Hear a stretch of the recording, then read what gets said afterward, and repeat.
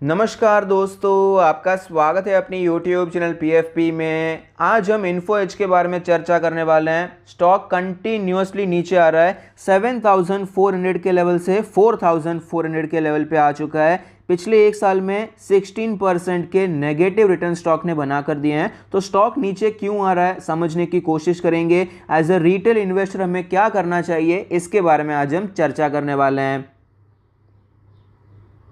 तो फिलहाल info as में जो गिरावट देखने को मिल रही है, खुद के बिजनेस के फंडामेंटल्स की वजह से गिरावट नहीं हो रही है। इन्फो एज ने जो इन्वेस्टमेंट्स किए हैं जोमेटो में और पॉलिसी बाजार में, जोमेटो और पॉलिसी बाजार में कंटिन्यूस गिरावट हो रही है। तो इन्फो एज ने जो इन्वेस्टमेंट किया उसकी जो वैल्यू है वो नीचे आ रही है, इसीलिए इसका शेयर भी आपको नीचे आता हुआ नजर आता है। इन्फो एज जोमेटो में इन्वेस्टमेंट के बारे में बात करें तो 15.23% का स्टेक है। जब ये पीक पर था तब 20,000 करोड़ की करंट वैल्यू थी इनके इन्वेस्टमेंट की, जो कि फिलहाल 11,000 करोड़ की हो चुकी है। 10,000 करोड़ आपको ये नीचे आता हुआ नजर आता है, तो क्लियरली उसी का इंपैक्ट हमें स्टॉक में दिखाई पड़ता है। पॉलिसी बाजार के बारे में बात करें तो पॉलिसी बाजार का जो हाई था तब उनका इन्वेस्टमेंट का वैल्यू 8,800 करोड़ था, लेकिन फिलहाल ये 5,000 करोड़ से भी नीचे आ चुका है। तो इनका जो पोर्टफोलियो इन्वेस्टमेंट्स हैं जो इन्होंने जोमेटो में पॉलिसी बाजार में किया है, अब ये जोमेटो पॉलिसी बाजार में गिरावट हो रही है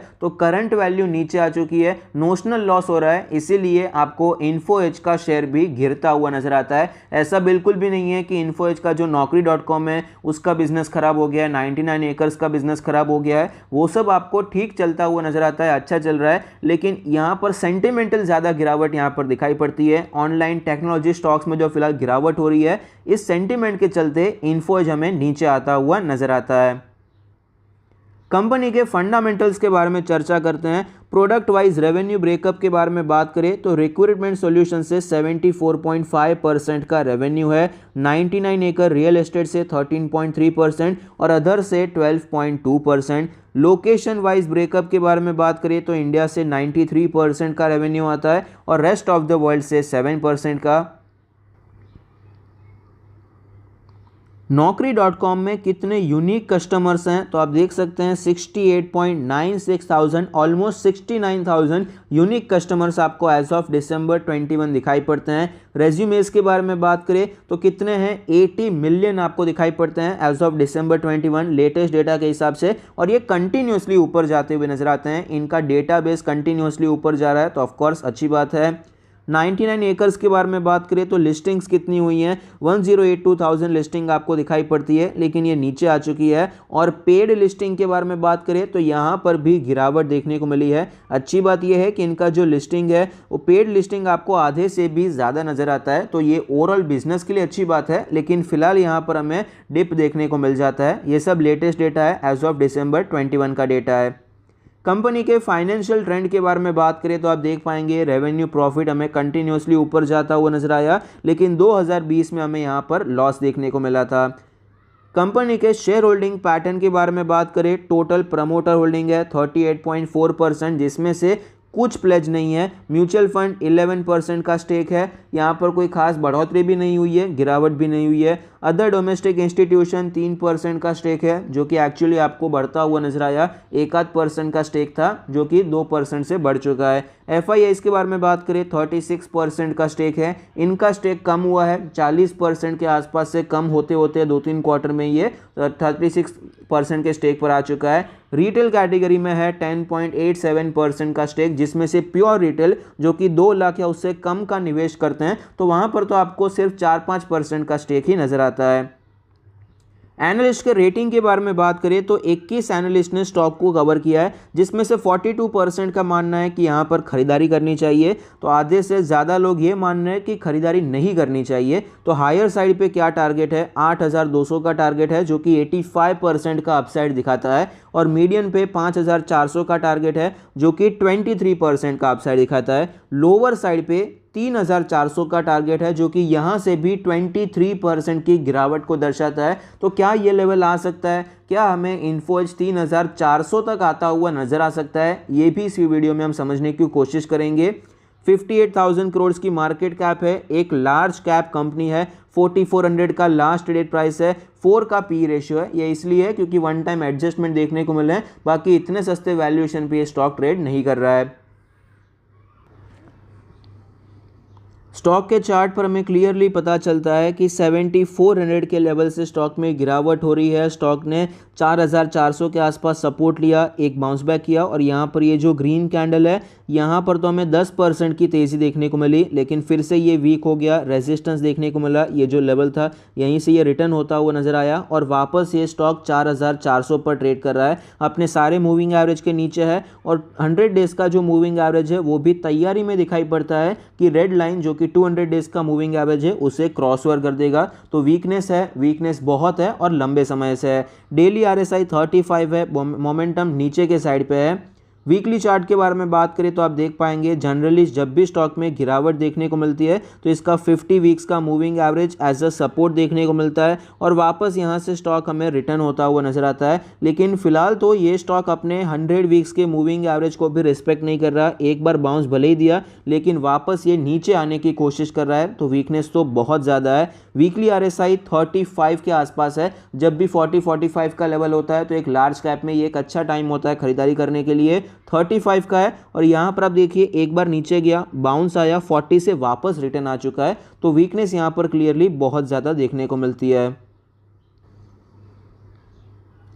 स्टॉक में इंपॉर्टेंट लेवल्स के बारे में बात करें तो इंपॉर्टेंट लेवल सबसे पहला तो एक्चुअली 5500 का लेवल था, क्योंकि यहाँ पर एक रेजिस्टेंस लिया था और तगड़ा रेजिस्टेंस था। उसके बाद ब्रेकआउट के बाद ये स्टॉक ऊपर गया, फिर तो मार्केट का माहौल ख़राब हो गया, जोमेटो पॉलिसी बाज़ार में गिरावट बहुत देखने को मिली, तो ये स्टॉक भी बहुत ही ज़्यादा टूटता हुआ नज़र आया। तो इसको तो इसने सपोर्ट नहीं माना, इसको तो तोड़ दिया है, यहाँ पर रिस्पेक्ट नहीं किया, बाउंस आया, फिर से नीचे आ गया। अब जो इम्पॉर्टेंट सपोर्ट है वो 4000 से करके 4500 का जोन है। ये बहुत ही ज़्यादा इंपॉर्टेंट जोन है, वाइड जोन है, 10-12% का जोन है, लेकिन चार्ट पर फिलहाल यही नज़र आता है। यहाँ पर ये जो लो बनाया था ये 4000 के लोज हमें दिखाई पड़ते हैं और ये जो कैंडल्स हैं जहाँ पर ये क्लोज हुई थी, ओपन हुई थी, फिलहाल जो स्टॉक चल रहा है ये 4400 के आसपास का जोन है। तो ये जो पूरा जोन है 10-12% का जोन, ये बहुत इंपॉर्टेंट है। यहाँ पर अगर स्टॉक सपोर्ट ले लेता है तो वापस अच्छी तेज़ी देखने को मिल सकती है और स्टॉक हमें 7000 तक जाता हुआ नजर आ सकता है। लेकिन बाय चांस अगर ये स्टॉक 4000 के लेवल को तोड़ देता है तो क्या हमें 3400 का लेवल देखने को मिल सकता है, जैसा कि वो एनालिस्ट ने बताया था। तो यहाँ पर चार्ट पर तो 3400 नहीं 3200 दिखाई पड़ता है। इसका रीज़न मैं आपको समझाना चाहूँगा। पुराना ऑल टाइम हाई यहाँ पर था, गिरावट हुई, मार्च का क्रैश आया, फिर रिकवरी देखने को मिली, फिर यहीं से आपको स्लोली ये स्टॉक ऊपर जाता हुआ नजर आया। तो ये जो रेंज है, स्लो एक्यूमुलेशन आप कह सकते हैं, तो इसका जो लोअर साइड है वो 3200 का लेवल है, तो ये एक इंपॉर्टेंट सपोर्ट की नज़र आता है। और जो हायर साइड है वो अप्रॉक्सीमेटली 3800 है, वो 4000 से बहुत नज़दीक है। तो अगर 4000 का ब्रेकडाउन होता है तो 200 रुपये में तो वापस रिटर्न जाएगा, उसकी प्रोबेबिलिटी बहुत कम हो जाती है, तो इसलिए हमने लोअर साइड को कंसिडर किया है। अब यहाँ पर इसने जो एक्यूमुलेशन का जोन बिताया, यहाँ पर जो इसने ट्रेड किया है, इसने बहुत से मल्टीपल स्मॉल सपोर्ट्स भी लिए हैं। ये भी एक सपोर्ट है, ये भी एक सपोर्ट है, तो वो सपोर्ट भी ले सकता है, 3400 से भी रिटर्न हो सकता है, लेकिन 3200 की मेंटल प्रिपरेशन रखना बहुत ज़रूरी हो जाता है। अगर 4000 का लेवल टूट जाता है, मेरे हिसाब से 4000 का लेवल नहीं टूटना चाहिए, लेकिन जिस प्रकार से जोमेटो पॉलिसी बाज़ार में गिरावट हो रही है, अगर वो गिरावट हमें कंटिन्यू रहती हुई नज़र आती है तो नौकरी का स्टॉक हमें यहाँ पर थोड़ा सा साइडवेज होकर नीचे जाता हुआ भी नज़र आ सकता है। तो मेंटल प्रिपरेशन रखना बहुत ज़रूरी है। लेकिन एज ऑफ यहाँ पर नौकरी में कोई प्रॉब्लम नहीं है, इन्फो एज में आपको फंडामेंटली कोई प्रॉब्लम नज़र नहीं आती, लेकिन उन्होंने जो इन्वेस्टमेंट किया है उसकी वैल्यू 15,000 करोड़ टोटल यहाँ पर रेड्यूस हो चुकी है, तो ऑफकोर्स उसका इम्पैक्ट हमें नौकरी के स्टॉक में दिखाई पड़ता है। कंपनी के पॉजिटिव्स के बारे में बात करें तो कंपनी के फंडामेंटल्स अच्छे हैं, कंपनी की ग्रोथ अच्छी है, ऑनलाइन बिजनेस है, तो यहाँ पर एक्सपांड करना थोड़ा सा इजी हो जाता है। आपको एक्सपांड करने के लिए कोई मैन्युफैक्चरिंग प्लांट लगाने की ज़रूरत नहीं है, कंपैरेटिवली सस्ते में यहाँ पर एक्सपांशन हो सकता है, ये भी पॉजिटिव है। ऑनलाइन बिजनेस है तो सब कुछ फ्यूचरिस्टिक चल रहा है, ऐसा नहीं है कि ये भी पास्ट हो जाएगा, ये टेंशन हमें दिखाई नहीं पड़ता। और स्ट्रॉन्ग शेयर होल्डिंग पैटर्न है, ये भी एक अच्छी बात है। नेगेटिव्स के बारे में बात करें, टेक्निकल्स वीक नहीं, बहुत ज़्यादा वीक है। कंपनी के जो इन्वेस्टमेंट है फिलहाल इनके लिए नेगेटिव दिखाई पड़ते हैं, क्योंकि कंपनी ने 2 कंपनी में निवेश किया है, उनकी वैल्यू कम हो गई, स्टॉक नीचे आ गया। लेकिन समझने की बात यह है, लॉजिकली हमें समझना चाहिए कि उन्होंने जो इन्वेस्टमेंट किया था, कितने कम पैसे किए थे, उसकी वैल्यू कहां तक पहुंच चुकी है। उन्होंने 10-12 करोड़ का इन्वेस्टमेंट शायद जोमेटो में किया था। इन्फो एज ने 2010 में 4 करोड़ 70 लाख का इन्वेस्टमेंट किया था जोमेटो में, जो कि फिलहाल यहाँ पर 20 हज़ार करोड़ का हो चुका था ऑल टाइम हाई के हिसाब से, और करंटली ये 10,000 करोड़ पे चल रहा है। जोमेटो का जब आईपीओ आया था तब इन्फो एज वालों ने 2% का स्टेक वहां पर बेच भी दिया था, ऑफर फॉर सेल में किया था। तो आप समझ सकते हैं उनका जो इन्वेस्टमेंट था मल्टी बैगर हो चुका है, उन्होंने रिटर्न्स ले भी लिए हैं। आप ये समझिए जो अभी उनके स्टेक पड़ा है वो उनके लिए फ्री स्टेक हो चुका है। तो फिलहाल यहाँ पर इस प्रकार से थोड़ा सा रैशनल लॉजिकल वे में सोचना जरूरी हो जाता है। मार्केट में जब गिरावट होती है वो सेंटिमेंटल कई बार ज़्यादा हो जाती है। कंपनी के फंडामेंटल्स में कोई इशू नहीं है, उन्होंने इन्वेस्टमेंट किया उसमें गिरावट है इसलिए इशू है। ये बार बार अपने आप को कहते रहिए, वरना आप यहाँ पर नीचे पैनिक में सेल कर देंगे। तो ये जानना बहुत ही ज़्यादा ज़रूरी हो जाता है। एफआईआई का स्टेक कम हो रहा है, ये भी एक नेगेटिव पॉइंट यहाँ पर दिखाई पड़ता है। तो फिलहाल यहाँ पर करना क्या चाहिए, शॉर्ट टर्म के लिए वीक है, अवॉइड करना चाहिए। मिड टर्म के लिए वीक है, अवॉइड करना चाहिए। 4000 का लेवल अच्छा है, लेकिन कोई यहाँ पर हमें स्ट्रॉन्ग कैंडल दिखाई नहीं पड़ती है जहाँ पर हम छोटा सा स्टॉप लॉस लेकर काम कर सकते हैं, इसलिए फिलहाल के लिए अवॉइड करना है। लॉन्ग टर्म के लिए आप ये 4000 से करके 4400 के जोन में खरीदारी करने के बारे में सोच सकते हैं, लेकिन मेंटल प्रिपरेशन रखिएगा कि बाय चांस अगर 4000 का लेवल टूट जाता है तो स्टॉक में और गिरावट हो सकती है। 3200 का मेंटल प्रिपरेशन रखना चाहिए, वरना आप यहां पर 3900 पे स्टॉप लॉस ले सकते हैं। फिर से एक बार बता देता हूं, अगर आप यहां पर गिरावट सहन नहीं कर सकते तो 3900 का स्टॉप लॉस लेकर भी आप यहां पर काम करने के बारे में सोच सकते हैं। आई होप आपको ये वीडियो पसंद आता है, आपके इन्वेस्टमेंट ट्रेडिंग डिसीजन में आपको ये मदद करता है। Thank you, stay happy, happy investing.